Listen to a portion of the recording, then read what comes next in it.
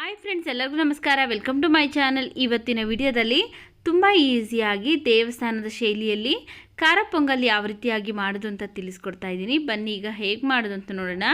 ನೋಡಿ, ಫಸ್ಟು ಒಂದು ಕುಕ್ಕರ್ಗೆ ನಾನು ಈ ಗ್ಲಾಸಲ್ಲಿ 1 ಗ್ಲಾಸ್ ಅಕ್ಕಿ ಹಾಕ್ಕೊಳ್ತಾ ಇದ್ದೀನಿ. ನಾರ್ಮಲಾಗಿ ಊಟಕ್ಕೆ ಬಳಸುವಂತಹ ಸೋನಾ ಮಸೂರಿ ಅಕ್ಕಿನೇ ಹಾಕ್ಕೊಂಡು, ಹಾಗೆಯೇ ಸೇಮ್ ಗ್ಲಾಸಲ್ಲಿ ಅರ್ಧ ಗ್ಲಾಸ್ ಹೆಸರುಬೇಳೆ ಹಾಕ್ಕೊಂಡಿದ್ದೀನಿ. ಈಗ ಇವಿಷ್ಟನ್ನು ಸಹ ನಾವು 1-2 ರಿಂದ 3 ಸರಿ ಚೆನ್ನಾಗಿ ವಾಶ್ ಮಾಡ್ಕೊಂಡಾದಮೇಲೆ ಈಗ ಇದಕ್ಕೆ ನಾನು ಯಾವ ಗ್ಲಾಸಲ್ಲಿ ಅಕ್ಕಿ ತೊಗೊಂಡಿದ್ರಲ್ಲ ಅದೇ ಗ್ಲಾಸಲ್ಲೇ 5 ಗ್ಲಾಸ್ ನೀರನ್ನು ಸೇರಿಸ್ತಾ ಇದ್ದೀನಿ. 5 ಗ್ಲಾಸ್ ನೀರನ್ನು ಸೇರಿಸಿದ್ದೆ ಆದರೆ ಪರ್ಫೆಕ್ಟಾಗಿ ಚೆನ್ನಾಗಿ ಸಾಫ್ಟಾಗಿ ಅಕ್ಕಿ ಹಾಗೆಯೇ ಹೆಸರುಬೇಳೆಲ್ಲ ಚೆನ್ನಾಗಿ ಬೇಯುತ್ತೆ. ನೋಡಿ, ಇಲ್ಲಿ 5 ಗ್ಲಾಸ್ ನೀರನ್ನು ಸೇರಿಸಿ ನಾನು ಈಗ ಕುಕ್ಕರ್ ಲಿಡ್ನ ಕ್ಲೋಸ್ ಮಾಡಿ ಸ್ಟವ್ ಮೇಲೆ ಇಟ್ಟು ಕರೆಕ್ಟಾಗಿ 3 ವಿಷಿಲ್ ಕೂಗಿಸ್ಕೊಳ್ಬೇಕು. ಕಂಪ್ಲೀಟಾಗಿ ಇದು ಪ್ರೆಷರೆಲ್ಲ ಹೋದ್ಮೇಲೆ ಓಪನ್ ಮಾಡ್ತಾ ಇದ್ದೀನಿ. ಅಕ್ಕಿ ಮತ್ತು ಹೆಸರುಬೇಳೆಲ್ಲ ಚೆನ್ನಾಗಿ ಸಾಫ್ಟಾಗಿ ಬೆಂದಿದೆ. ನೋಡಿ, ಇದೇ ರೀತಿಯಾಗಿ ನಾವು ಸಾಫ್ಟಾಗಿ ಬೇಯಿಸ್ಕೊಳ್ಬೇಕು. ಈಗ ಇದನ್ನು ಇದೇ ಸ್ಪೂನಿಂದನೇ ಚೆನ್ನಾಗಿ ಸ್ಮ್ಯಾಶ್ ಮಾಡ್ಕೊಳ್ಬೇಕು. ನಾವು 1 ಗ್ಲಾಸ್ ಅಕ್ಕಿಗೆ 5 ಗ್ಲಾಸ್ ನೀರನ್ನು ಸೇರಿಸಿ ಮಾಡೋದ್ರಿಂದ ಈ ರೀತಿ ಚೆನ್ನಾಗಿ ಸಾಫ್ಟಾಗಿ ಬೇಯುತ್ತೆ. ಸ್ಮ್ಯಾಶರೇ ಬೇಕಾಗಿಲ್ಲ, ತುಂಬ ಚೆನ್ನಾಗಿ ಸಾಫ್ಟಾಗಿ ಬೆಂದಿರೋದ್ರಿಂದ ಬೇಗ ಸ್ಮ್ಯಾಶ್ ಆಗುತ್ತೆ. ನೋಡಿ, ಈ ರೀತಿ ಚೆನ್ನಾಗಿ ಸ್ಮ್ಯಾಶ್ ಮಾಡ್ಕೊಳ್ಬೇಕು. ಈಗ ಇದು ರೆಡಿಯಾಗಿದೆ. ಈಗ ಇದಕ್ಕೆ ನಾನು 1.5 ಗ್ಲಾಸ್ ಆಗೋಷ್ಟು ನೀರನ್ನು ಸೇರಿಸ್ತಾ ಇದ್ದೀನಿ. ನೋಡಿ, 1.5 ಗ್ಲಾಸ್ ನೀರನ್ನು ಸೇರಿಸಿ ಚೆನ್ನಾಗಿ ಮಿಕ್ಸ್ ಮಾಡ್ಕೊಳ್ಬೇಕು. ನೀರೆಲ್ಲ ಚೆನ್ನಾಗಿ ಮಿಕ್ಸ್ ಆಗಿ ಹೊಂದ್ಕೊಳ್ಬೇಕು. ಆ ರೀತಿಯಾಗಿ ನೋಡಿ, ಈ ರೀತಿ ಚೆನ್ನಾಗಿ ಸಾಫ್ಟಾಗಿ ಆಗಿದೆ.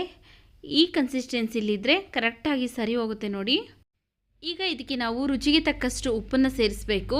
ನಾವು ಅಕ್ಕಿ ಮತ್ತು ಹೆಸರುಬೇಳೆ ಬೇಯಿಸಬೇಕಾದ್ರೆ ಉಪ್ಪನ್ನು ಸೇರಿಸಲಿಲ್ಲ, ಅದರಿಂದ ನಾವು ಈ ಟೈಮಲ್ಲಿ ಉಪ್ಪನ್ನು ಸೇರಿಸಿ ಚೆನ್ನಾಗಿ ಒಂದ್ಸರಿ ಮಿಕ್ಸ್ ಮಾಡಿ ಈಗ ಇದನ್ನು ಸ್ಟವ್ ಮೇಲೆ ಇಟ್ಟು ಲೋ ಫ್ಲೇಮಲ್ಲಿ 1-2 ರಿಂದ 3 ನಿಮಿಷ ಕುದಿಸ್ಕೊಳ್ಳೋಣ. ಈಗ ಇದನ್ನು ನಾವು ಕುದಿಯೋದಕ್ಕಿಟ್ಟು ಒಗ್ಗರಣೆ ರೆಡಿ ಮಾಡ್ಕೊಳ್ಳೋಣ. ಬನ್ನಿ, ಈಗ ಮತ್ತೊಂದು ಸ್ಟವ್ ಮೇಲೆ ಒಂದು ಪ್ಯಾನ್ ಬಿಸಿಗಿಟ್ಟು ಅದಕ್ಕೆ ನಾನು 1-2 ಸ್ಪೂನ್ ಆಗೋಷ್ಟು ಎಣ್ಣೆ ಹಾಕ್ಕೊಳ್ತಾ ಇದ್ದೀನಿ. ಎಣ್ಣೆ ಚೆನ್ನಾಗಿ ಬಿಸಿ ಆದಮೇಲೆ ಅರ್ಧ ಸ್ಪೂನ್ ಸಾಸಿವೆ ಹಾಕ್ಕೊಳ್ತಾ ಇದ್ದೀನಿ. ಹಾಗೆಯೇ ಒಂದು ಅರ್ಧ ಸ್ಪೂನ್ ಆಗೋಷ್ಟು ಜೀರಿಗೆ ಸೇರಿಸ್ತಾ ಇದ್ದೀನಿ. ಹಾಗೆಯೇ ಸ್ವಲ್ಪ ಹಸಿ ಕರಿಬೇವಿನ ಸೊಪ್ಪು ಹಾಕ್ಕೊಳ್ತಾ ಇದ್ದೀನಿ. ಹಾಗೆಯೇ ಒಂದು ಅರ್ಧ ಸ್ಪೂನ್ ಆಗೋಷ್ಟು ಕಾಳು ಮೆಣಸು ಹಾಕ್ಕೊಳ್ತಾ ಇದ್ದೀನಿ, ಅಂದರೆ ಪೆಪ್ಪರ್ ಪೌಡ್ರ್ ಹಾಕ್ಕೊಳ್ತಾ ಇದ್ದೀನಿ. 1-2 ರಿಂದ 3 ಸ್ಪೂನ್ ಆಗೋಷ್ಟು ಗೋಡಂಬಿ ಹಾಕ್ಕೊಳ್ತಾ ಇದ್ದೀನಿ. ಈಗ ಒಂದು 4 ರಿಂದ 5 ಹಸಿಮೆಣಸಿನ್ಕಾಯಿ ಹಾಕ್ಕೊಳ್ತಾ ಇದ್ದೀನಿ. ನೋಡ್ಕೊಳ್ಳಿ, ನಿಮ್ಮ ಖಾರಕ್ಕೆ ತಕ್ಕಂಗೆ ನೋಡಿಕೊಂಡು ಹಸಿಮೆಣಸಿನ್ಕಾಯಿ ಹಾಕ್ಕೊಳ್ಳಿ. ಇವಿಷ್ಟನ್ನು ಈಗ ನಾವು ಚೆನ್ನಾಗಿ ಫ್ರೈ ಮಾಡ್ಕೊಳ್ಬೇಕು.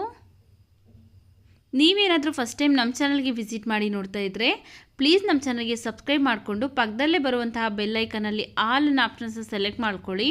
ಆಗ ನಾವು ಎಲ್ಲ ವಿಡಿಯೋ ನೋಟಿಫಿಕೇಷನ್ ನಿಮಗೆ ಬರುತ್ತೆ, ನೀವೇ ನಮ್ಮ ವಿಡಿಯೋನ ಫಸ್ಟ್ ನೋಡ್ಬೋದು. ನೋಡಿ, ಈ ರೀತಿಯಾಗಿ ಚೆನ್ನಾಗಿ ಫ್ರೈ ಮಾಡ್ಕೊಂಡಾದಮೇಲೆ 1 ಇಂಚು ಹಸಿ ಶುಂಠಿನ ಕಟ್ ಮಾಡಿ ಹಾಕ್ಕೊಳ್ತಾ ಇದ್ದೀನಿ ಸಣ್ಣದಾಗಿ. ಹಾಗೆಯೇ 1-2 ರಿಂದ 3 ಸ್ಪೂನ್ ಆಗೋಷ್ಟು ಹಸಿ ಕೊಬ್ಬರಿನೂ ಸಹ ಸಣ್ಣದಾಗಿ ಕಟ್ ಮಾಡಿ ಹಾಕ್ಕೊಳ್ತಾ ಇದ್ದೀನಿ. ಹಾಗೆಯೇ 1/4 ಸ್ಪೂನ್ ಆಗೋಷ್ಟು ಅರಿಶಿನ ಪುಡಿನ ಸೇರಿಸಿ ಚೆನ್ನಾಗಿ ಫ್ರೈ ಮಾಡ್ಕೊಳ್ತಾ ಇದ್ದೀನಿ. ನೋಡಿ, ಈ ರೀತಿಯಾಗಿ ಚೆನ್ನಾಗಿ ಇವಿಷ್ಟು ಲೈಟಾಗಿ ಬಣ್ಣ ಚೇಂಜ್ ಆದಮೇಲೆ ಸ್ಟವ್ ಆಫ್ ಮಾಡಿಕೊಂಡು ಈಗ ಇದನ್ನು ನಾವು ಇಲ್ಲಿ ಏನು ಕುದಿಯೋದಕ್ಕೆ ಇಟ್ಟಿದ್ರಲ್ಲ ಅನ್ನ, ಅದಕ್ಕೆ ಇವಾಗ ನಾವು ಮಾಡಿಟ್ಕೊಂಡಿರುವಂತಹ ಒಗ್ಗರಣೆನ ಹಾಕಿ ಮಿಕ್ಸ್ ಮಾಡಬೇಕು. ನೋಡಿ, ಚೆನ್ನಾಗಿ 1-2 ರಿಂದ 3 ನಿಮಿಷ ಆಗಿದೆ, ಕುದೀತಾ ಇದೆ. ಈಗ ಇದಕ್ಕೆ ನಾವು ಮಾಡಿಟ್ಕೊಂಡಿರುವಂತಹ ಒಗ್ಗರಣೆನ ಮಿಕ್ಸ್ ಮಾಡೋಣ. ನೋಡಿ, ಈ ಒಗ್ಗರಣೆ ಎಲ್ಲ ಈ ಅನ್ನದ ಜೊತೆ ಚೆನ್ನಾಗಿ ಹೊಂದ್ಕೊಳ್ಬೇಕು. ಆ ರೀತಿಯಾಗಿ ಮಿಕ್ಸ್ ಮಾಡ್ಕೊಳ್ತಾ ಇದ್ದೀನಿ. ಈಗ ಇದಕ್ಕೆ ನಾನು ಸಣ್ಣದಾಗಿ ಕಟ್ ಮಾಡಿರುವಂತಹ ಕೊತ್ತಂಬರಿ ಸೊಪ್ಪನ್ನು ಸೇರಿಸಿ ಇವಿಷ್ಟು ಚೆನ್ನಾಗಿ ನಾವು ಮಿಕ್ಸ್ ಮಾಡ್ಕೊಳ್ಳೋಣ. ನೋಡಿ, ಈಗ ಚೆನ್ನಾಗಿ ಮಿಕ್ಸ್ ಮಾಡ್ಕೊಂಡಾಗಿದೆ. ಪರ್ಫೆಕ್ಟ್ ಅಳತೆಯಲ್ಲಿ ದೇವಸ್ಥಾನದ ಶೈಲಿಯಲ್ಲಿ ಖಾರ ಪೊಂಗಲ್ ರೆಡಿ ಆಗಿದೆ. ನೋಡಿ, ಈಗ ಸ್ಟವ್ ಆಫ್ ಮಾಡ್ಕೊಳ್ತೀನಿ. ಖಾರ ಪೊಂಗಲ್ ರೆಡಿ ಆಗಿದೆ. ಈ ವಿಡಿಯೋ ನಿಮಗೆ ಇಷ್ಟವಾಗಿದ್ದರೆ ಈ ವಿಡಿಯೋಗೊಂದು ಲೈಕ್ ಮಾಡಿ, ಈ ವಿಡಿಯೋವನ್ನು ನಿಮ್ಮ ಫ್ಯಾಮಿಲಿ ಫ್ರೆಂಡ್ಸ್ಗೆ ಶೇರ್ ಮಾಡಿ. ನಮ್ಮ ಚಾನಲ್ಗೆ ನೀವಿನ್ನೂ ಸಬ್ಸ್ಕ್ರೈಬ್ ಮಾಡ್ಕೊಳ್ಳದೆ ನೋಡ್ತಾ ಇದ್ದರೆ ಪ್ಲೀಸ್ ನಮ್ಮ ಚಾನಲ್ಗೆ ಸಬ್ಸ್ಕ್ರೈಬ್ ಮಾಡಿಕೊಂಡು ಸಪೋರ್ಟ್ ಮಾಡಿ.